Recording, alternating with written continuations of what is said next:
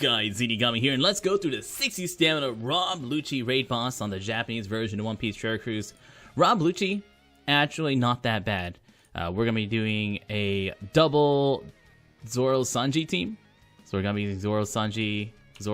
Those are both Treasure Map Zoro Sanjis. Treasure Map Zoro Sanji is probably one of the best teams to use versus this raid, clash, whatever. Even if not as a captain, definitely you want to use him as a sub. And the reason you want to use him as either a captain or a sub is because Zoro Sanji's captain or character swap ability will shuffle all your orbs, and it will not trigger special interrupts because you're not using a special, therefore you will not trigger a special interrupt. So using double Zoro Sanji, Rayleigh is going to be a silence remover for this team. You can also use Robin. 5+ Robin will also work great. That will give you another side character. Rayleigh will give us another Dex character, which I like because that rounds out our team. Rayleigh also will boost our rate of red, green, and blue orbs whenever we are shuffling. Although we don't really have any free spirit characters that Rayleigh will make count as beneficial. But he will boost our rate of orbs, which can help. So a big thing with this team is to not forget that our Sanjis are going to boost our side characters' attacks. So whenever you have Sanjis, you're going to be boosting yellow attack characters. Whenever you're using your Zoros, you're going to have higher attack for your green attack characters.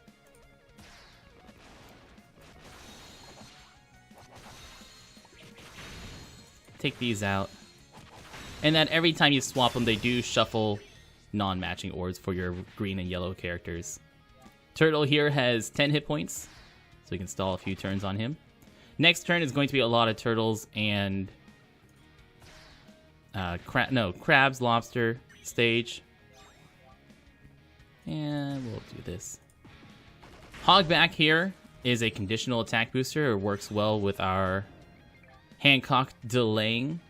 Although you can totally replace Hancock with somebody else, since the chain boost you're going to get by turning into Zoro and Sanji, that 0.5 times chain boost, the same thing you get off of like Kizaru, is actually going to be better than Hancock's boost for a lot of teams. So even though I have Hancock on this team, you can replace Hancock with someone else. Oh yay, I'm gonna blind myself for 10 turns, which is actually the best strategy. We really like getting blinded for 10 turns. Since we're blind for 10 turns, I guess we're going to play it extra slow. The reason being the next turns especially are pretty dangerous. Stages 3 and 4 are probably actually more difficult than the boss stage. Because on stage 3 and 4, you must kill stage 3 and 4 by turn 3, or you have until turn 3 to beat stages 3 and 4, because all of the characters on stage 3 and 4 are going to boost their damage by tons of damage. They're going to do like 100,000 damage per character on stages 3 and 4. Our orbs don't matter here because we are going to be getting a lot of we're going to get all badly matching orbs next stage. We'll just move forward here. So here we're going to get all badly matching orbs. Excellent time to use your Sanji Zoros to change colors. Shuffle all your orbs on your team. I like to keep them the same color. Aw, orbs, come back. So we'll take this, we're just going to hit our perfects.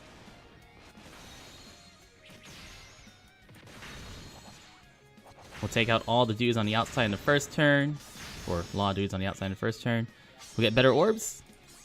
Still gonna get badly matching orbs. If you take out this red guy, you won't get those badly matching orbs anymore. Awesome. Well then let's hit you first like this. Great. Great. We'll take a hit here.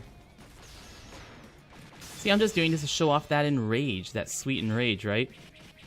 So we're gonna see the enrage and debuff protection here. Enrage and debuff protection. If he attacks you, or if any of these characters attack you, you're gonna get hit for like 100,000 damage. So, not advised. Very, very, very bad. Here we're gonna get our health cut by 10%. Not bad. These three dudes will always have one-turn attack timers. This is always the same pattern. Always one-turn attack. Always two-turn attacks in the back row. take out these guys first because they hit hard. Then take out these guys second. All of these guys on the outside all have 5 hit points. So I'm actually going to turn into Zoro's.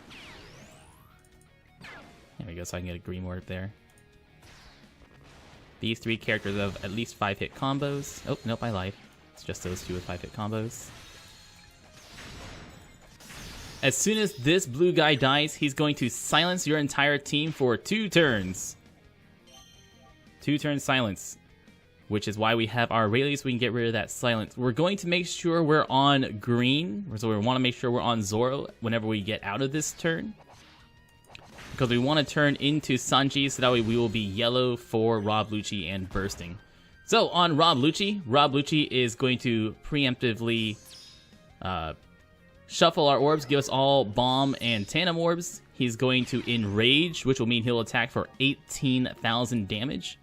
And next turn, he's going to give us all bomb and tandem orbs and enrage once again. So he will, even if you delay him, he's going to set himself back on a 1-turn attack timer, and he will be ready to hit you for another 18,000. He will also, if you use a orb manipulating special, like I said, he'll clear all your buffs, and he'll also give you bomb and tandem orbs once again. Tandem orbs also will count as value matching for 2 turns. Now, whenever he clears your buffs, if you delay him and then he clears your buffs, he actually will stay with his longer attack timer. Like if I use Golden Pound Usopp here and then I use an Orb Manipulator, he will stay at a 4-turn attack timer and then he'll enrage next turn. Just to keep that in mind if you're, for some reason, using another special after that delayer. We're going to go with the Rayleigh. That's going to cut his health by 20% and remove our silence. Then we will shuffle our orbs and shuffle our orbs. Yeah, okay. 3 matching orbs, looks good. Hancock will delay him. Sanji and Zoro's will boost our orbs by 2.25 times and do a bit of damage. Also makes green orbs count as badly matching for our characters, very useful. Impact out Usopp for our type boost, and Hogback for a 1.5 times conditional attack boost. If you don't have Impact out Usopp, you can use like a Sai Anel or any other Sai character type boosters, because it's really easy to take him out. Look at that. There's a little bit of damage dealt there. Piece of cake. He has 6.2 million hit points. What he would do on turn 3, he's going to have... No, on turn 1... Or then on turn 2, so the next turn he's going to have 50% damage reduction for all characters except for Sai characters. On turn 3, he's going to prevent delay to himself. And then on turn 4, he's going to enrage, well, for 99 turns. Below 50%, he'll cut your health by 50. And below 20%, he's going to do 666,666 damage to your entire team. This team can beat Shanks. Just saying, you can absolutely beat Shanks with this team. But let's talk about what Rob Lucci does real quick. Rob Lucci is a int fighter powerhouse character. His captain ability boosts the attack of fighter characters by 2.5 times and sets your crew recovery to 0. If you beat an enemy on the last turn, he'll boost fighter attack by 3 times and boost the attack of all other characters by 1.2 times. His special ability deals 100 times his attack as int damage to one enemy, and if there's only one enemy on the stage, then he'll delay enemies for 1 turn and boost attack against delayed by 1.75 times for 1 turn. So he is a conditional attack booster that delays and boosts against delayed, which is quite useful, especially if there's only one enemy, which either you can use specials to kill the fodder around a boss stage, or if it's a boss stage with just one character. Works great. I've been Zeenigami, guys. Thank you so much for watching. Good luck with Rob Lucci. More teams after this. And y'all stay beautiful.